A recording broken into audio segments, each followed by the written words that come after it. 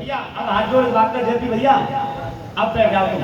अब तक तो मनोरंजन में बहुत अच्छी चीज आप लोगों के बीच में निकाल रहा हूँ। भागवत में एक लेख आता है, राजा विक्रमादित्य हुए थे। कौन? राजा विक्रमादित्य। राजा विक्रमादित्य बड़े न्यायकारी और धर्म को जानने वाले राजा थे। लेकिन सज्जनों सुनिए, एक दिन की बात थी, राजा विक्रमादित्य को अचानक से बेचैनी हो जाती है और अपनी छत्रसारी पर चढ़ जाते हैं।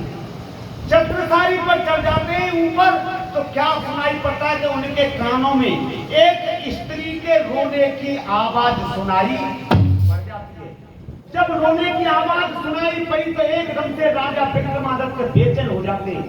बेचैन होने के बाद में मन में सोचने लगे कि हे विधाता, ऐसा कौन विपदा का मारा हुआ है जो आज आधी रात के समय पर रो रहा है। सज्जनों अपने वजीर को अपने पास में बुलाया। वजीर से कहने लगे, वजीर सुन मेरी बात, तू मेरा एक काम कर दे।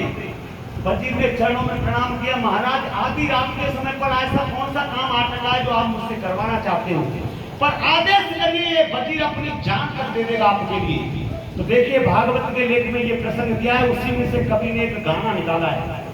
तो वो विक्रम अपने वजीर से कह रहा है, वजीर सुन मेरी बात, तू मेरा एक काम कर दे। वो क्या काम है? और ये 51 रुपए फिर से श्रीमान तन्नू नर्सरी निवासी खारे कुमड़ी।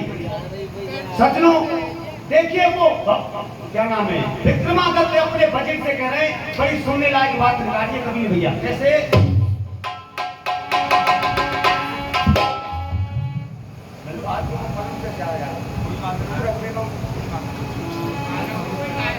अरे विक्रम कहे बजीरा मेरे,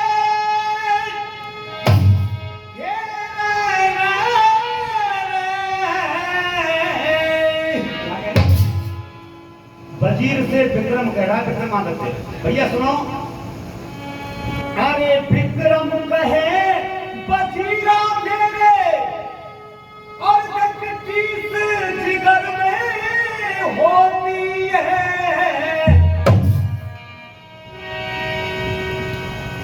और ये 101 रुपए हमारे मोहन पंडित जी। क्या बात है मोहन पंडित जी को छापो कर रहे माधव जी के, कोई गोविंद भगवान की। अरे विक्रम कहे बजीरा मेरे, और किस जिगर में होती है। अरे पतो लगा दे, अरे पतो लगा दे, आधी रात पे नारी कौन की।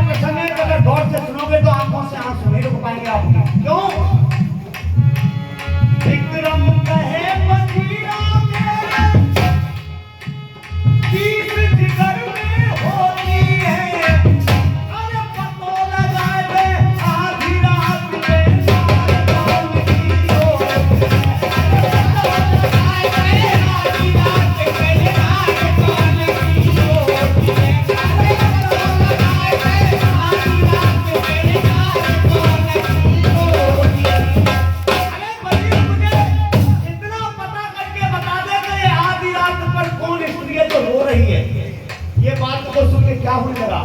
पीछे रंग बतरा भैया, पीछे बतरा मत। इतनी सुन के चलो बजीरा, हुक्म मान के चलो बजीरा, रात अंधेरी छाई है।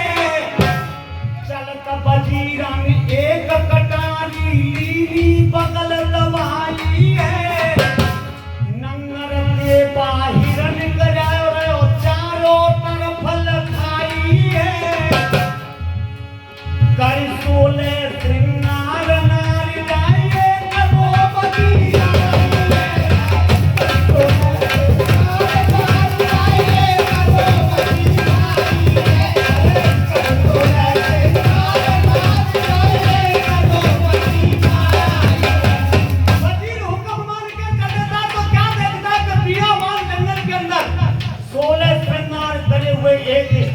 में बैठी है और रुदन कर रही है।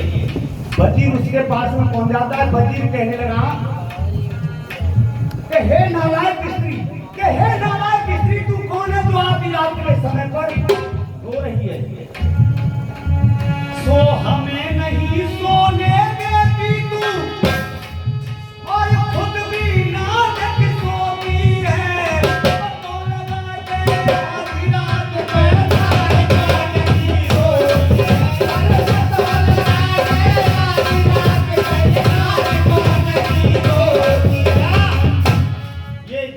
सुरेंद्र सिंह धारणवासी।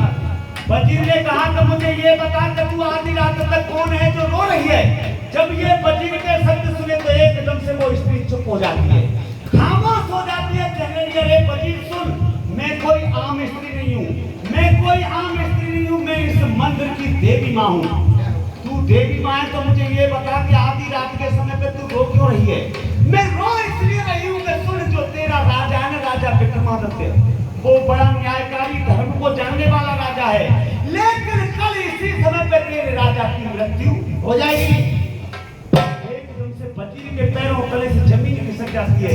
वजीर कहने लगा, हे माँ, जब तुमको ये पता है कि मेरे कल राजा के प्राण चले जाएंगे, तो तुमको ये भी पता होगा कि किसी तरह से क्या मेरे राजा के प्राण बच सकते हैं। जब ये बात सुनी तो एकदम से देवी माँ कहने लगी, हाँ वजीर, एक उपाय है। क्या? कि कोई अगर की बलि लाकर के चढ़ा देगा तो राजा के प्राण बच जाएंगे। इस बातों को सुनकर के एकदम से सुन्न पड़ जाता है वजीर जो है। वजीर कहने लगा, माँ, आप इस मंदिर से कहीं जाना मत, मैं अभी आपको जवाब देता हूँ। देखिए सचिव कैसे भैया